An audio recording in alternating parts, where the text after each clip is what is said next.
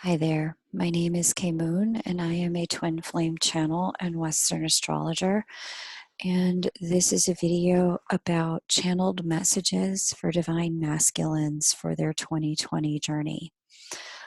Most of what I'm about to explain is clarification for divine feminines, as they are the majority of people who watch this channel, but there will be divine masculines who find clarification for their experiences through these words. A couple of caveats here.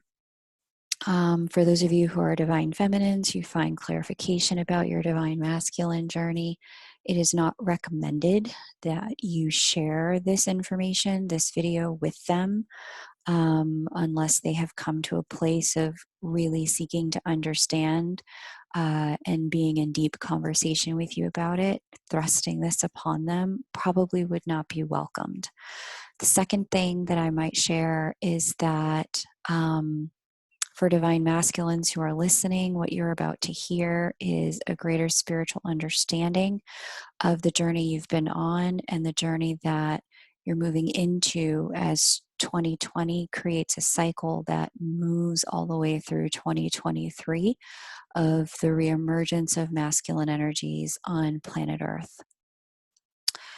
Much of what the divine masculine has been on is a version of the hero's journey called the creator's journey. And this is a return to light and love, the original hero's journey, documented by Joseph Campbell.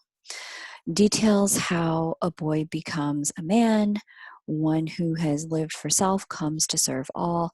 It's a journey of enlightenment and redemption. The creator's journey, again, a version of that, is a journey of becoming the darkness so that it can be transmuted to the light. It's a journey of using your own body and your own life as a laboratory for the alchemical process of changing one energy into another. It's a journey of becoming, of conducting, and of loss of light only to become the light.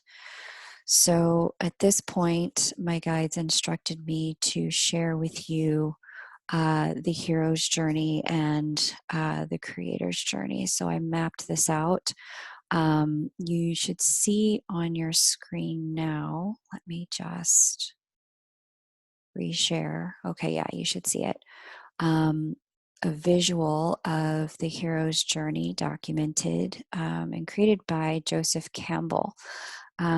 Joseph Campbell was, I guess, a professor and really talked about the mythology that all great myths across all cultures have in common. There are some singular elements that are the same among all peoples across the planet, across all time, that documents the journey of a hero who saves the world and brings light back to the world. So a quick overview for those who this information is new to. The journey begins with a call to adventure. And hearing the call is the recognition that there's something calling me. I can't stay in my current circumstance. I need to go out and seek that which is within in the outer world. Very quickly on the journey, the hero is met with supernatural aid. It finds someone who bestows upon him the message: there is something unique and different about you. You are called to save the world, and here is your first gift to help you do that. In actual life, and we'll get into this more when we talk about the creator's journey, this is a moment in time when the divine masculine comes into contact with perhaps a mentor or a teacher or a parent or a boss who shows them ways in which they are different, and points out special tools they already have within them. Notice that the hero's journey, this epic, is separated into two sections: the known world and what is familiar to them, and the unknown world, that world in which they could risk losing everything, including themselves. Crossing into the unknown world, there is a threshold whereby the hero might either need to pass a test or prove worthiness in some way, and recognize here that this is a point of no return, that if they take this leap into the unknown world, the life that they had may not be accessible again, and life as they know it will not likely exist again. The hero, being the hero, jumps through the hoop. And this begins the transformation on a road on which they are met with trials and failure, challenges and temptation, allies and enemies. They meet mentors and helpers throughout the process, but other times they are also met with fierce challenges from people and energies that would challenge the hero to turn back, to believe he is somehow not worthy or not capable, until the hero reaches this final point in the journey, the grand trial, the ordeal, and the death and the rebirth, often known as the abyss. This is a moment of revelation for the hero in the hero's journey, where the hero comes to understand, you know, there is legitimately something different going on here. And not only is there something different going on, but I am actually capable of meeting the challenge of this difference. I'm capable of transforming who I am so that I can change the world after changing myself. This begins the process of alchemy and transformation. It is a metamorphosis moment in time where they leave certain things behind. And then this moves into the cycle of atonement and redemption, typically known in the standard hero's journey as the moment where they make reparations for anything that has been lost, any wrongs done, any ways in which the journey has caused them great sacrifice. Atonement is the stage just before the return. At the return, there is a reemergence where typically in traditional storylines, there will be some sort of gift given to the hero, an elixir of life, something that allows them to both traverse the known and the unknown world with strength and power. This is a moment in time where, at this moment of reemergence, the hero recognizes that they are master of both worlds. And this is the moment where they come back with their gift to share it again with their people before they are called to adventure again.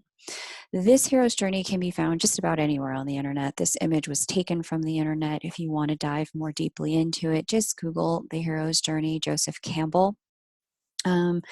For those of you that aren't familiar, the original storyline and scripts for Star Wars were actually based on reading Joseph Campbell's work. I haven't found this validated, but from people who knew George Lucas, I have learned that it was actually his wife, I believe, that introduced him to the hero's journey. As a result of her reading his original scripts and his original drafts and recognizing they weren't that good, seeing his frustration with those original drafts. She was in a class at the time, had learned about the hero's journey. She passed this on to George Lucas, and the Star Wars franchise was born. So, this morning, when my guides woke me up to talk about this stuff at 5 a.m., it was all the fun. They said, we want you to understand that the Divine Masculine's journey is beginning in 2020, that stretches through 2023, is a version of this that we want you to understand and relay as the Creator's journey. So, let me go ahead and map that out here. The beginning part of the journey is much the same as what you just saw.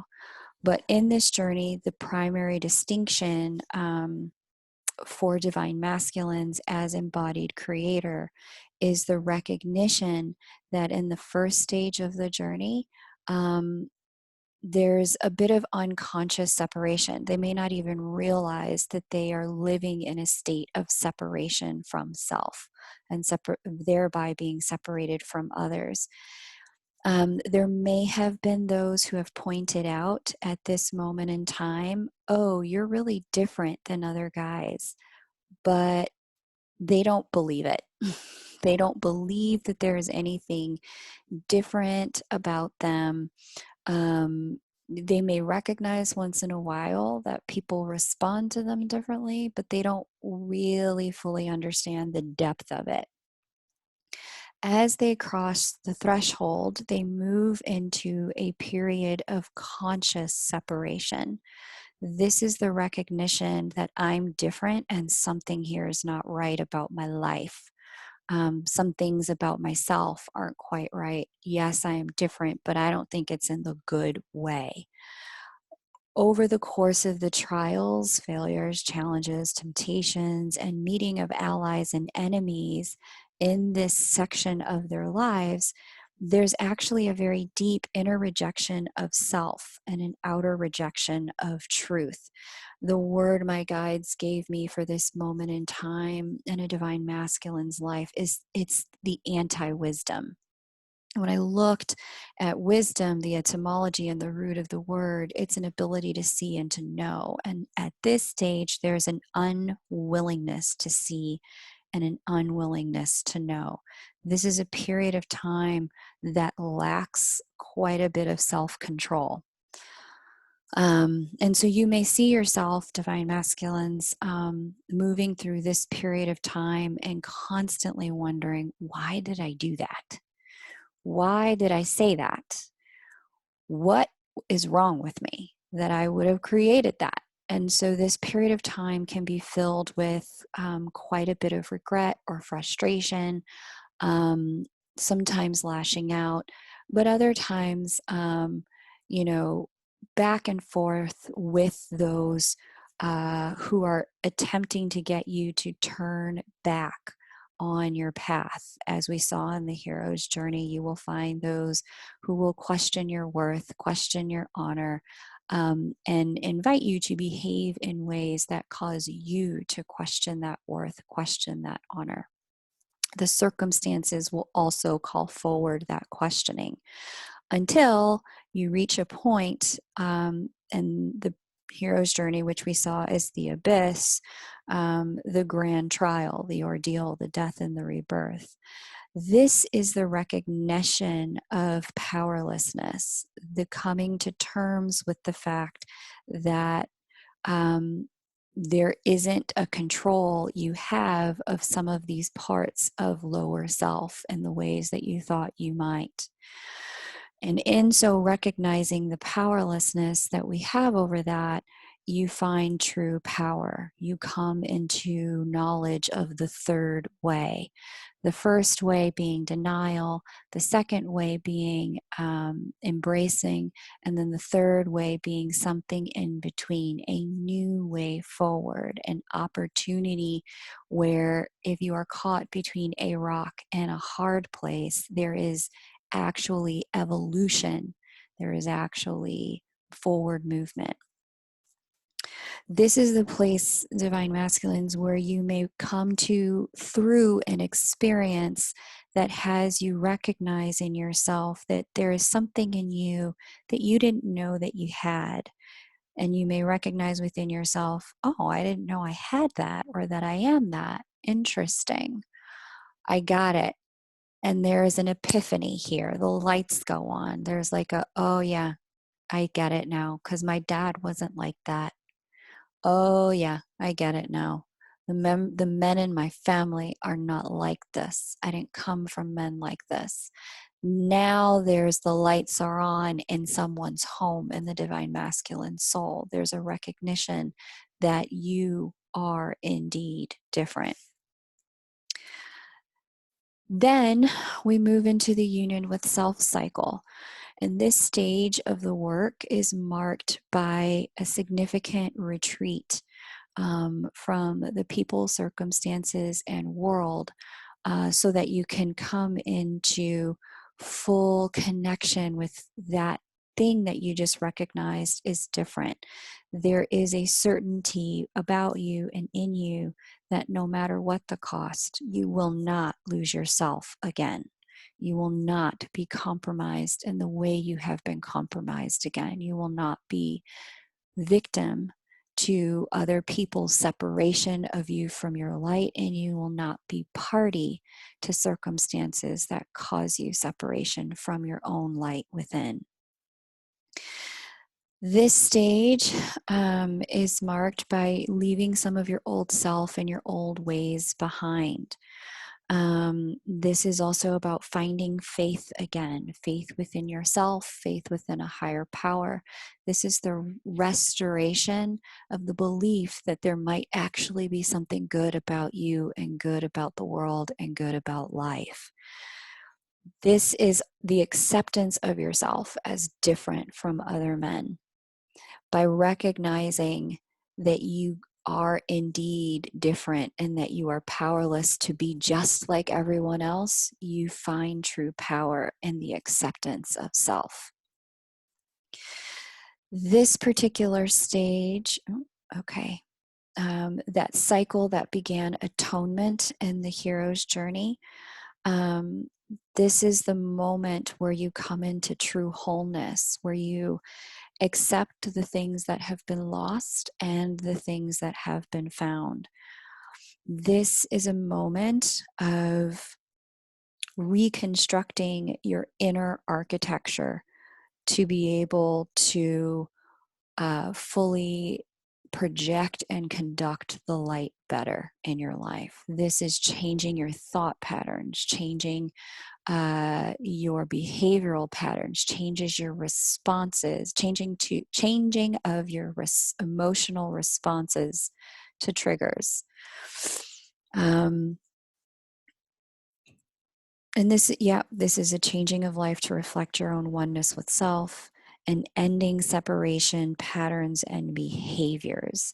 This may be a moment of time where you take certain classes or read certain books, where you come in contact with certain teachers or mentors via men's groups or support systems that help you get a handle on both the wild self and the civilized self and merge them to be a singular self.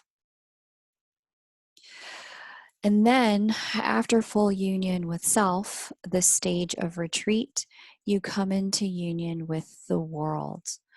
And this is a return. Just as the hero's journey includes a return to the tribe, a return to the community, this is the divine masculine's return with the light codes, the job change, perhaps a move, etc., that recreates the world he's living in as a reflection of the divinity he was gifted with and now recognizes. This is him changing his circumstantial life to be a reflection of divine love, of unconditional love, in the way in which he was made in the first place, but was living in unconscious separation from at the start of the journey. So, a couple of things about this. As they mapped this out, my guides had some specifics to talk about within this that I'm going to map out now. And then this video will conclude with their recommendations for this period of time of union with self and union with the world. they really kind of acknowledge that 2020 will be the beginning of this union stage for many divine masculines, and that this stage stretches this cycle, this half union with self through, and then union with the world. This stretches from 2020 to 2023. It is at this time and through these years where you will see yourself, or divine feminines, you will see your divine masculine become the masculine energy that you've always known they were, capable of. You'll see them start to embody this more and more. And it's at this time that you will take what was once broken in your life, divine masculines, or what you thought was broken in you, and you will see past those broken places into your own divinity. And you'll begin to express that divinity and respond to it instead of attempting to redeem the broken pieces. In these years, 2020 through 2023, you will find inside of yourself a light and a wholeness that you knew was there, but you struggled to access. And 2020 is the beginning of the years where it gets unlocked. So much of this is marked by the movement of the planet Jupiter into the sign of physical manifestation, Capricorn, where it will be for an entire year. And it's in this sign of physical manifestation after its transit of the sign of freedom and truth, Sagittarius, which was 2019, that you will see that there is a desire and a need and a compulsion to manifest truth in the physical form of your life.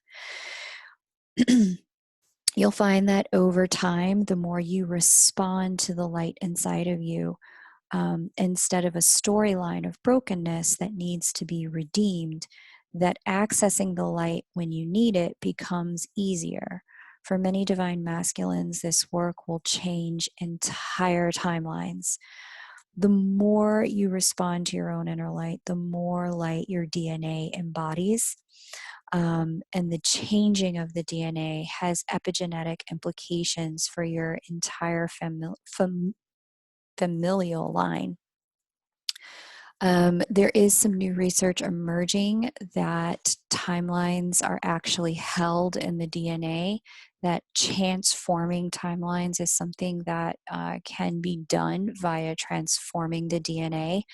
And when we talk about epigenetic changes, you can Google epigenetics. It's specifically talking about changing which genes are expressed and which genes are actually dormant in a system, which ones are and this also includes which genes get passed on in the genetic line and through posterity. So it's through the process that, through this process, that the divine masculines, families, workplaces, communities, and then the world at large begins to shift out of a vibration of separation and into the vibration of unity consciousness. All of this is done and conducted through the energetic field that lives within the divine masculine's DNA. And in the process, he is working to transmute darkness into light. We want divine feminines, this is what my guides go on to say, we want divine feminines to understand that while this work includes her, it isn't about her. As an activator of the access to inner light, through her love, many divine masculines discover that access to their inner light doesn't have to be earned, proven, or striven for. Just like her demonstration of love is unconditional, his access to his light just is. It is what he is choosing to respond to that is the alchemical process that causes the inner change. That will become reflected in his outer world in 2020 through 2023. Just as his work includes her but isn't about her, 3D union is included on many divine masculines' paths, but it isn't about that. It's not the end state of being. that true divine masculine work incarnate is here to do. They're creating new worlds, new patterns for the men of earth to live into. Just as your physical DNA changes, divine masculines, so too does your spiritual DNA that you share with your spiritual family here on earth. In doing this work, you change the path forward for every man that you're connected to by both imparting light to them and showing them through your own life how to focus on it, how to harness it, how to embody it, and how to wield it. Everything in this world grows or perishes with attention. And so at this point, they reminded me of a few different scientific research studies about things that grow and things that die with proper physical attention. Physical attention, and that's why the Capricorn year transit for Jupiter is so critical, is because this is the year where the divine masculine is meant to be giving physical attention to the full expression of his light. And so they reminded me of, let's see if we can find this study. I pulled this up. I'll be linking this below this video. But there's research done in neonatal intensive care units that something called kangaroo care that this researcher, Dr. Feldman, created in 1996, where you just simply hold babies next to the skin of a beating heart in a human body. Those babies actually fare a lot better than the babies who are not held. So what they actually discovered is that, let's just see if we can make this big so you can see it. Study was ran twice, 1996 and 1998. Okay. They followed babies, examining them at 3, 6, 12, and 24 months. Again, at 5 and 10 years old. The kids in the kangaroo care group were outperforming the other group in a range of ways. They had more organized sleep patterns, steadier respiration and heart rates, better effective attention, the ability to direct their gaze and actions toward a goal. All of those benefits were still in evidence a decade later. And then in terms of the epigenetics piece, there's an article here that I'll also link that talks about the research that shows that people who were exposed to trauma, and I think it was also mice, people did some experiments on mice, that when the mice were exposed to trauma, certain genes turned on and got then passed in the genetic line. Those genes then instructed the children of those mice, and I don't think this is it, but there's another research study that I'll share, the children of those mice to respond to that trauma, even if they weren't raised by the parents, the same parents that experienced the trauma. They were separated from those parents. Those mice still responded in the same way to the stimuli. That being said, we can see from the science here that the work the divine masculine is doing to transform the response to the world's darkness around masculine patterns is actually going to transform the world. He changes it for himself. He changes it for the world. And so I'll link these studies in the description box below so you can find all of this, because my guides kind of pointed to all of this as they were transmitting the message. They were like, it's the physical attention that they're giving to responding to their own light that is going to change the entire line. They move on to say that as they begin to place their attention on their own light, the right decisions come forward, and over time are easier to make. The darkness recedes from your life. Divine masculines, you may have a feeling that the choices you make now are more consequential than ever before, or that you are on some sort of timeline to get it right.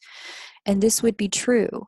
The year of reemergence for masculine energies on the earth is 2023. An entire new cycle begins. And with that cycle, we have the opportunity to create an entire new timeline forward for men on planet Earth. The more that those who would see greater peace and greater love on Earth make their lives a reflection of that, the more our collective timeline moves toward that reality. So, they had a few recommendations around how to manage this and how to work with the energies. And there were 6. I'm going to tell them to you, and then I'm going to break them down one by one. Number 1, drink lots and lots of water. Drink more water than you think you need. Number 2, work out, exercise, move your physical body. This much is imperative. Number 3, those who are going and exiting your life, let them go. Do not try to hold on. Number 4, mind what you put your attention on. Be very careful with the mind that you have as a divine masculine, as it is a much bigger amplifier than the average mind. Number 5, focus on your own light. What is whole and like God in you so that it can grow. Keep your attention on what's right with you, not what's wrong with you. Number 6, honor the impetus for solitude. You will be called into that period of retreat. Recall this here in the union with self stage. This is going to be a period of time where you find you do not want to be around people. Honor that. All right, let's break these down one by one, and that will conclude this video. Number 1, drink lots of water. So just as the body dies, and the soul lives on, so too when the cell dies and the inner light lives on, this process of fleshing out that which needed to be removed physically to keep up with your spiritual processing takes place. So it's important that you're drinking water as part of your detoxification process, part of your spiritual detoxification process, just as there's a splitting kind of going on between it, as you do the transmutation process. The water helps to carry out the biological debris that was anchoring some of the spiritual darkness. As that spiritual darkness goes, you want to flush out the debris. Exercise. Number 2, you may find the desire to do this comes very naturally. As the more connected to your inner light you feel, the more you want to conduct it. You want to wield it. You want to have the experience of moving that power throughout your limbs and your body. Move it and expand it into your being. To get the light within you to grow, exercise will aid in integration, and it is critical. As much as you can, do it outside when you're able. Number 3, people who are going, let them go. There will be departures at this stage of your journey. Those who are going, let them. The more your attention is on expanding your light, the more those who have used your darker patterns for their own learning and evolution will question you, will challenge you, and alternatively leave you. They are doing this because they are not done with their journeys. But you have evolved past the need to be that so that they can learn. Remember, you have nothing to prove to them and nothing that you owe them. It is them who will become inspired to seek their own light after your example. It is you who leads the process, Divine Masculine. All right, number 4 and number 5, mind where you place your attention and honor the impetus for solitude. Focus where you place your attention. Things live or die in your world based on the attention that you give them, especially at this time. Minding where you put your attention also includes what you watch on television, what kind of movies you watch, the behaviors of others that either uplift you or frustrate you. As your creator self gets activated, your attention has amplification capabilities of incredible magnitude. When you put your attention on your light, what is right and good about you, what is pure in your essence, what motivates you to be a man that you respect, what gives you fuel for your passions and inspiration to attempt achieving them. When you put your attention on these things, they will come to expand and take up more time, more space, and more energy in your life naturally, crowding out that which is meant to be left behind. Again, what departs on its own, let it go. It's very easy at this stage to have your light feel so expansive that you want to skip on to sharing it with the world. And this brings us to honor the solitude, number 6. In particular, with your divine feminine or women in general, as their admiration for your growth is going to feel very good after a very long period of transformation and darkness. Have the discipline to stoke your own fire for a bit. Do not spill your light out everywhere. Give yourself time with it to understand it, to notice how it works in different circumstances, to notice how you respond to some of your old triggers now in new ways. Honor that impetus for solitude. Your friends, and in particular, the women in your life, will not understand why you have withdrawn. You may not even understand it fully, but this retreat is a necessary step in cultivating your light and coming to terms with what is different in you. It's a requirement to be able to share your light with others, to be able to become one with the light within yourself first without distraction. This is how you will self-source your self-worth instead of seeking that worth in women and work and the like. If you've ever wished that you weren't so compelled to make others happy, or if you've ever wished that you could stop killing yourself at a job you hate, this step of honoring the solitude is critical in 2020. Honor that inner call. You'll know when it's time to emerge. And that's it. Those are the messages as they came in today for the Divine Masculine. Look out for a link below this video to the articles referenced and the science referenced here. My guides were very insistent that science would be needed for you to kind of be willing to just take some of this to heart. The second thing as well, Divine Feminines, for those of you who are listening to this, there is a channeled message specifically for you for your 2020 journey that will also be linked below this video.